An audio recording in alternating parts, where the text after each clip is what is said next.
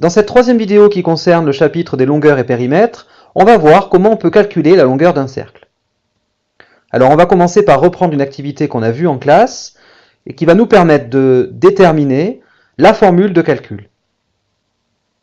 Alors, voyez ici un cercle, le cercle rouge, dont on va pouvoir déterminer le périmètre en déroulant le cercle. On connaît également son diamètre. Le premier cercle que je vous propose a un diamètre de 6 cm. Et on va s'intéresser au quotient du périmètre par son diamètre. Donc on va diviser le périmètre de ce cercle par le diamètre.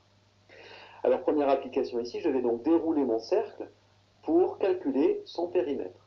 Donc je déroule le cercle.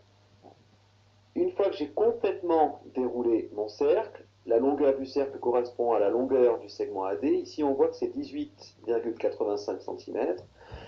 Pour un diamètre égal à 6 cm, on en déduit que AD sur AN, donc le périmètre divisé par le diamètre, est à peu près égal à 3,14. Alors je vais renrouler mon cercle et je vais changer, modifier le diamètre de mon cercle. Je vais par exemple en prendre un petit peu plus grand. Voilà un diamètre à 8 cm et je vais faire pareil, je vais dérouler mon cercle afin de déterminer le périmètre de ce cercle. J'obtiens un périmètre égal à 25,13 cm et un quotient du périmètre par le diamètre égal, là encore, à peu près 3,14. Je vais renrouler mon cercle et je vais prendre un cercle cette fois-ci d'un diamètre plus petit, par exemple 3,2 cm. Je vais à nouveau dérouler mon cercle pour déterminer son périmètre, 10,05 cm, qui correspond à la longueur AD. Et en divisant le périmètre par ce diamètre, j'obtiens encore 3,14 environ. En réalité, je vais laisser cette fois-ci mon cercle déroulé. On va constater que peu importe ici le diamètre du cercle, le périmètre évoluant en fonction du diamètre, le rapport du périmètre par ce diamètre est toujours à peu près égal à 3,14.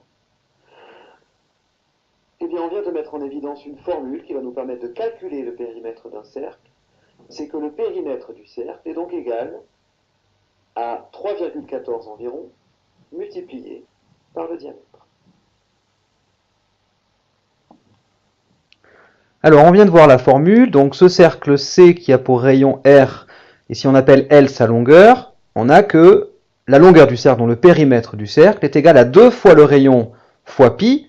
Pi, c'est la valeur exacte pour dire que c'est 3,14, c'est donc le quotient du périmètre par le diamètre du cercle. Et ce qu'on vient de voir plus précisément, c'est que comme le diamètre d'un cercle est égal à 2 fois le rayon, on peut aussi utiliser cette formule qui nous donne la longueur d'un cercle est égal donc au diamètre fois pi. Alors dans les faits, comment ça se passe? Pour calculer donc la longueur d'un cercle de rayon 2,5 cm par exemple, et si on nous demande l'arrondi au dixième de cette longueur. Alors on peut commencer par donner la valeur exacte. Cette valeur exacte va dépendre de pi, donc c'est 2 fois le rayon, c'est-à-dire 2 fois 2,5 cm fois pi. On obtient 5 fois pi. Pi, c'est la valeur exacte ici qu'on utilise, donc si on nous demande la valeur exacte, on va garder cette écriture 5 fois pi. Pour trouver une valeur approchée de cette longueur, on va disposer de deux méthodes. Soit on prend la valeur approchée mise en évidence tout à l'heure dans l'activité, à savoir que pi est à peu près égal à 3,14, et on a que la longueur du cercle est égale à 2 fois 2,5 fois 3,14, soit 15,7 cm. Ou bien on peut utiliser la touche pi de la calculatrice, qui est bien évidemment plus précise, puisqu'elle nous donne beaucoup plus de décimales. Et si on écrit à la calculatrice 5 fois pi, on obtient 15,707963,2, et donc une valeur approchée au dixième, c'est 15,7 cm.